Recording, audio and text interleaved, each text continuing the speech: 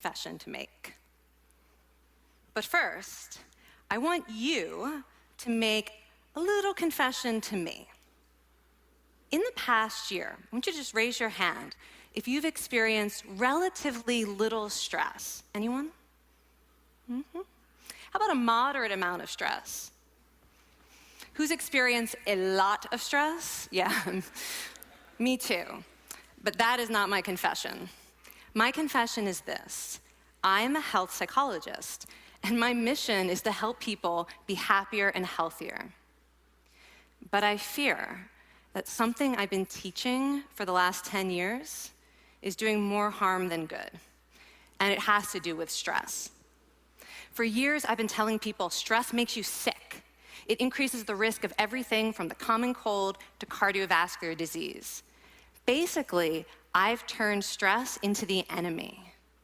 But I've changed my mind about stress, and today, I want to change yours. Let me start with the study that made me rethink my whole approach to stress. This study tracked 30,000 adults in the United States for 8 years, and they started by asking people, how much stress have you experienced in the last year? They also asked, do you believe that stress is harmful for your health? And then they used public death records to find out who died. Okay, some bad news first. People who experienced a lot of stress in the previous year had a 43% increased risk of dying. But that was only true for the people who also believed that stress is harmful for your health. People who experienced a lot of stress but did not view stress as harmful were no more likely to die. In fact, they had the lowest risk of dying of anyone in the study, including people who had relatively little stress. Now, the researchers estimated that over the 8 years they were tracking deaths, 182,000 Americans died prematurely, not from stress, but from the belief that stress is bad for you. That is over 20,000 deaths a year. Now, if that estimate is correct, that would make believing stress is bad for you the 15th largest cause of death in the United States last year, killing more people than skin cancer, HIV, AIDS, and homicide. You can see why this study freaked me out.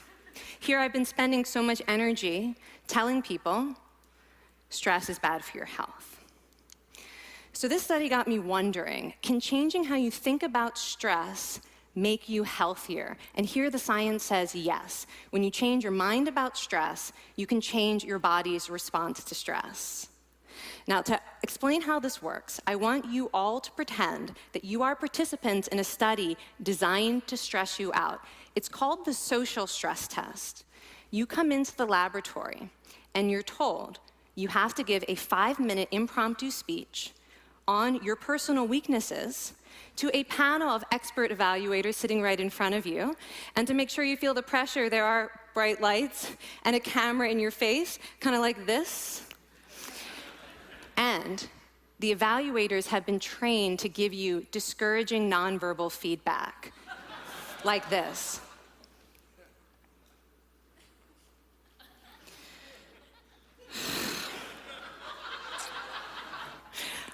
Now that you're sufficiently demoralized, time for part 2, a math test. And unbeknownst to you, the experimenter has been trained to harass you during it. Now, we're gonna all do this together. It's gonna be fun, for me. Okay. I want you all to count backwards from 996 in increments of 7. You're gonna do this out loud as fast as you can, starting with 996. Go. Go faster. Faster, please. You're going too slow. Stop, stop, stop, stop. That guy made a mistake. We're gonna have to start all over again. You're not very good at this, are you? Okay, so you get the idea. Now, if you were actually in this study, you'd probably be a little stressed out. Your heart might be pounding, you might be breathing faster, maybe breaking out into a sweat. And normally we interpret these physical changes as anxiety or signs that we aren't coping very well with the pressure.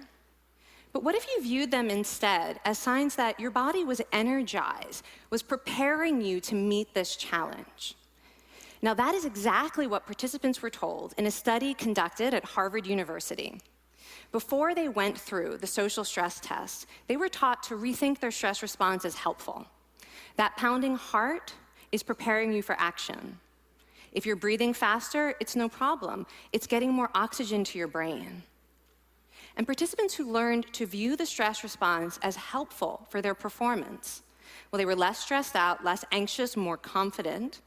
But the most fascinating finding to me was how their physical stress response changed. Now, in a typical stress response, your heart rate goes up and your blood vessels constrict like this. And this is one of the reasons that chronic stress is sometimes associated with cardiovascular disease. It's not really healthy to be in this state all the time. But in the study, when participants viewed their stress response as helpful, their blood vessels stayed relaxed like this. Their heart was still pounding, but this is a much healthier cardiovascular profile. It actually looks a lot like what happens in moments of joy and courage. Over a lifetime of stressful experiences, this one biological change could be the difference between a stress-induced heart attack at age 50 and living well into your 90s. And this is really what the new science of stress reveals, that how you think about stress matters. So my goal as a health psychologist has changed. I no longer want to get rid of your stress. I want to make you better at stress. And we just did a little intervention. If you raised your hand and said you'd had a lot of stress in the last year, we could have saved your life. Because hopefully the next time your heart is pounding from stress, you're going to remember this talk and you're going to think to yourself, this is my body helping me rise to this challenge. And when you view stress in that way, your body believes you and your stress response becomes healthier. Now, I said I have over a decade of demonizing stress to redeem myself from. So we are going to do one more intervention. I want to tell you about one of the most underappreciated aspects of the stress response. And the idea is this: stress makes you social. To understand this side of stress, we need to talk about a hormone, oxytocin. And I know oxytocin has already gotten as much hype as a hormone can get. It even has its own cute nickname, the cuddle hormone, because it's released when you hug someone. But this is a very small part of what oxytocin is involved in. Oxytocin is a neurohormone. It fine-tunes your brain's social instincts. It primes you to do things that strengthen close relationships. Oxytocin makes you crave physical contact with your friends and family. It enhances your empathy. It even makes you more willing to help and support the people you care about. Some people have even suggested we should snort oxytocin, right, to become more compassionate and caring. But here's what most people don't understand about oxytocin. It's a stress hormone. Your pituitary gland pumps this stuff out as part of the stress response. It's as much a part of your stress response as the adrenaline that makes your heart pound. And when oxytocin is released in the stress response, it is motivating you to seek support. Your biological stress response is nudging you to tell someone how you feel instead of bottling it up. Your stress response wants to make sure you notice when someone else in your life is struggling so that you can support each other. When life is difficult, your stress response wants you to be surrounded by people who care about you. Okay, so how is knowing this side of stress going to make you healthier? Well, oxytocin doesn't only act on your brain, it also acts on your body. And one of its main roles in your body is to protect your cardiovascular system from the effects of stress. It's a natural anti-inflammatory. It also helps your blood vessels stay relaxed during stress. But my favorite effect on the body is actually on the heart. Your heart has receptors for this hormone. And oxytocin helps heart cells regenerate and heal from any stress-induced damage. This stress hormone strengthens your heart. And the cool thing is that all of these physical benefits of oxytocin are enhanced by social contact and social support. So when you reach out to others under stress, either to seek support or to help someone else, you release more of this hormone, your stress response becomes healthier, and you actually recover faster from stress. I find this amazing that your stress response has a built-in mechanism for stress resilience. And that mechanism is human connection. I want to finish by telling you about one more study. And listen up, because this study could also save a life. This study tracked about 1,000 adults in the United States, and they ranged in age from 34 to 93. And they started the study by asking, how much stress have you experienced in the last year?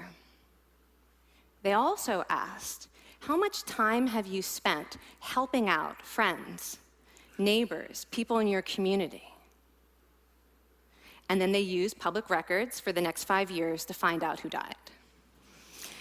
Okay, so the bad news first. For every major stressful life experience, like financial difficulties or family crisis, that increased the risk of dying by 30%. But, and I hope you are expecting a but by now, but that wasn't true for everyone. People who spent time caring for others showed absolutely no stress-related increase in dying, 0. Caring created resilience. And so we see once again that the harmful effects of stress on your health are not inevitable. How you think and how you act can transform your experience of stress. When you choose to view your stress response as helpful, you create the biology of courage. And when you choose to connect with others under stress, you can create resilience. Now, I wouldn't necessarily ask for more stressful experiences in my life, but this science has given me a whole new appreciation for stress. Stress gives us access to our hearts.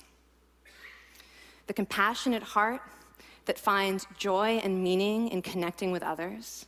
And yes, your pounding physical heart working so hard to give you strength and energy. And when you choose to view stress in this way, you're not just getting better at stress, you're actually making a pretty profound statement. You're saying that you can trust yourself to handle life's challenges.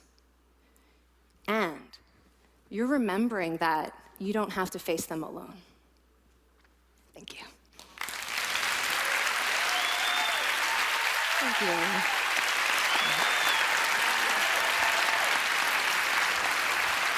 I mean, this is kind of amazing what you're telling us. It seems amazing to me that a belief about stress can make so much difference to someone's life expectancy.